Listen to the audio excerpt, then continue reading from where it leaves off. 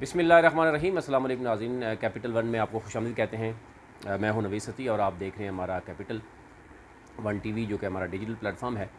इस वक्त पूरी दुनिया ये जानना चाह रही है कि अफ़गानिस्तान में जो तालिबान का जो उन्होंने मुकम्मल कंट्रोल संभाला है, उसके बाद हुकूमत कैसी होगी, हुकूमत साजी कैसी होगी, और क्या तालिबान इन तमाम आज जो सरप्राइज़ दिया है इसके लिए तैयार थे, या वो ये समझ रहे थे अभी अनएक्सपेक्टेड था और बहुत जल्द उन्होंने ये जो अभी तक पूरा कंट्रोल संभाला है, शायद वो एक्सपेक्ट नहीं कर रहे थे। और इस तमाम तर सूरत में ये भी कहा जा रहा है कि तालिबान जो 96 से 2001 तक जो उनकी हुकूमत थी, उससे अब की बार 2021 में वो बड़े तब्दील हो चुके हैं।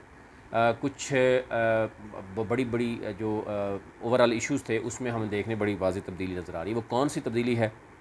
और फिर एक तो ये है कि अशरफ गनी के मामले में बहुत सी बातें हो रही थी कि वो शायद ताजिकिस्तान भागे हैं, कुछ भारत की बात कर रहे थे कि इंडिया में भागे हैं, लेकिन फ़ाइनली जो है वो दुबई ने बाकायदा तौर पर तस्दीक भी की है।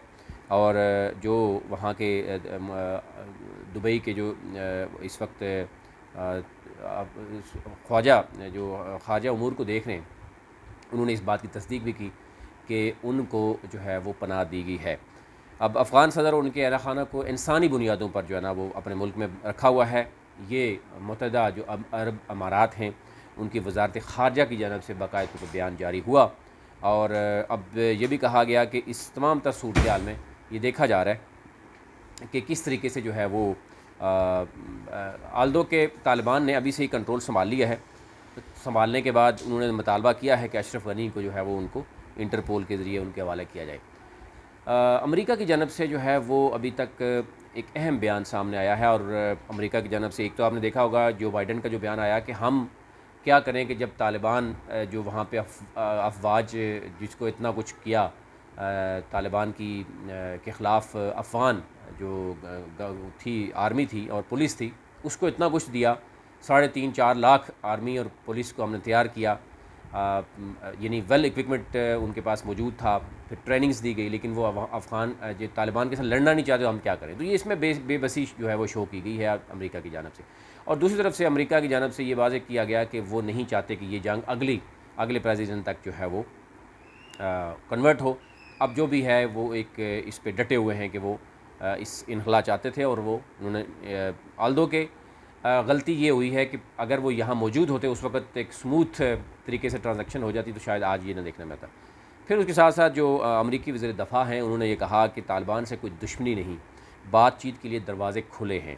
और अफ़गानिस्तान में सूरत ख़तरनाक है, अगर तालिबान ने अमरीकी फ़ौज पर हमला किया तो फ़ैसला कुन कार्रवाई जो है वो करेंगे। तो यानी एक तरफ खौफ भी है, उनको ये डर है कि तालिबान जो है वो उन पर अटैक कर सकते हैं।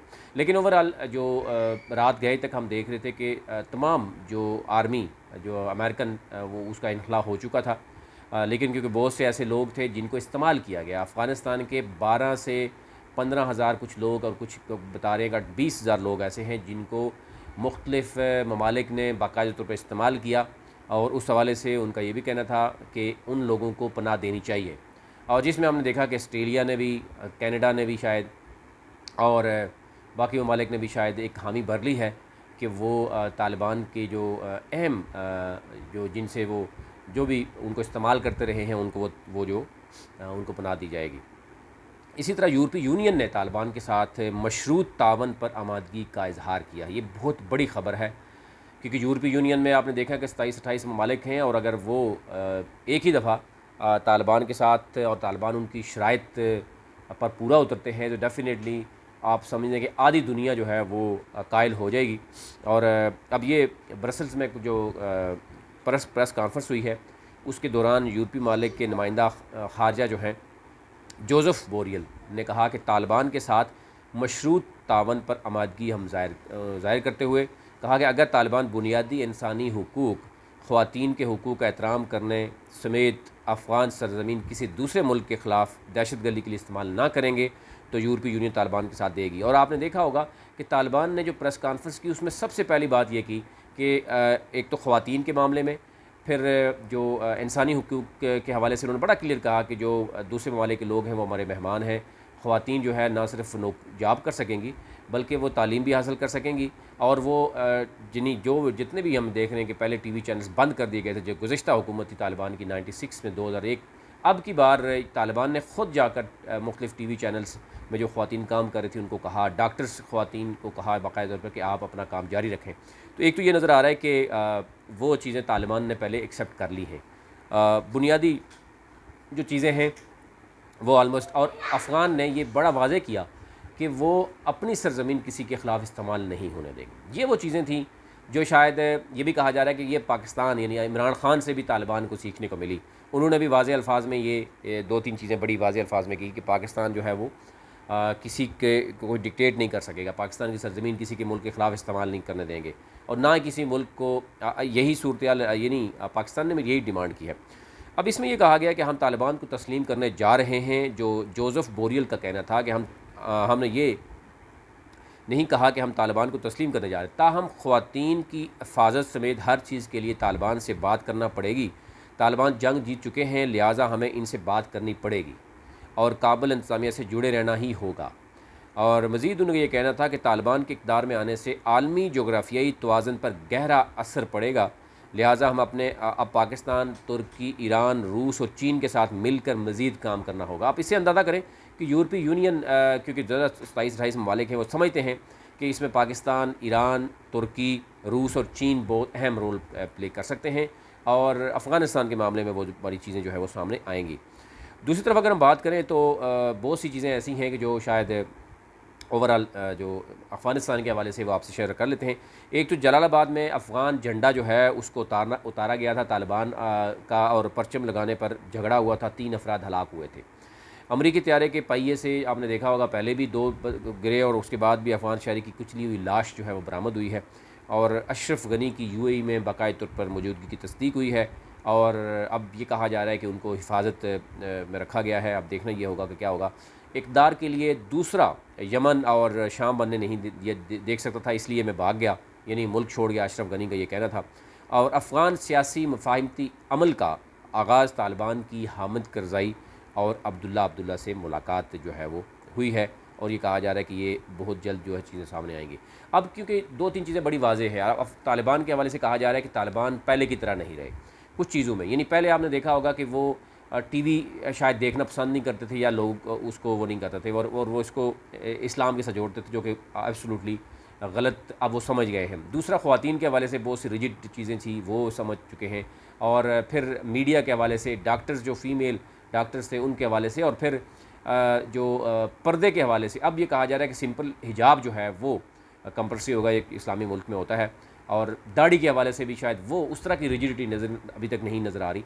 लेकिन साथ साथ ये भी सियासी क्या यानी होगा अफ़गानिस्तान का, क्योंकि अफ़गानिस्तान का जो आयन है पहले भी जो है वो एक तरफ था, और अफ़गान जो तालिबान थे उन्होंने अपना जो एक हिकमत अमली थी वो सामने लाई थी, और अभी भी जो हिब्बतुल्लाह है वो कि अमीरुल मोमिनीन उनको कहा जा रहा है, और वो उनके नीचे 2 नायब हैं, और इसके साथ साथ जो मुल्ला ब्रदर हैं जो आपको पता है कि पाकिस्तान में की जेल में भी रहे, और फिर दोहा में वो गए, उन्होंने मुज़ाकरात किए, सियासी उम्र को वो देख रहे हैं, और कहा जा रहा है कि एक्सपेक्टेड है कि उन्हीं को कोई सियासी ओहदा दिया जाएगा। और ओहदा क्या होगा, क्या वही पहले की तर्ज पे होगा या कोई नया सिस्टम होगा, ये देखना होगा। और जो उनके शेडो गवर्नर्स थे वो अब तकरीबन तमाम जो सूबे हैं अफ़गानिस्तान के उनमें उनको जो है वो उनको पावर्स दे दी गई हैं, और वो वहाँ पर मौजूद हैं। अब कहा जा रहा है कि कपल ऑफ डेज़ में ये बहुत सी चीज़ें क्लियर होंगी कि तालिबान का जो सियासी जो है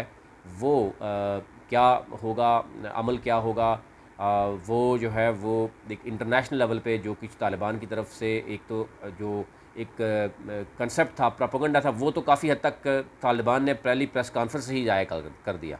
उन्होंने आम जो है वो माफ़ी का ऐलान किया, जिससे पूरी दुनिया में उनके बारे में जो तासर था वो बड़ा क्लियर हो गया कि तालिबान को हर बात पे नेगेटिवली या डिस्कस करना भी ठीक नहीं है। और अब अमेरिकन के अंदर अमेरिकन ख़ुद जो है वो अपनी गवर्नमेंट को तनकीद का निशाना बनाते हुए रहे कि 20 सालों से वो जो कुछ करते रहे, और इतना बड़ा नुकसान उठाने के बाद भी आज तालिबान वहाँ ही वापस आके हुकूमत की। 20 सालों में क्या बदला, सिर्फ अमेरिका का एक बहुत बड़ा नुकसान हुआ, इसके साथ साथ अफ़गान शहरियों के साथ जो सलूक किया गया, और आज भी वो वहाँ पे आके सूरत खड़ी। और अगर 20 साल से अभी तक जितना पैसा जो लगाया गया, जो जंग में जो है वो फेंका गया, वो अगर तालिबान अगर अफ़गानिस्तान की आवाम पे लगाया होता तो आज वो आवाम जिसके नाम पर ये कहते हैं कि उन सिविलाइज़ करने जा रहे हैं, तो वो अब कहाँ खड़ी होती। तो ये सारी सूरत हाल है, आज वो बातें जो है डिस्कस हो रही हैं। अभी तक लिए इतना ही।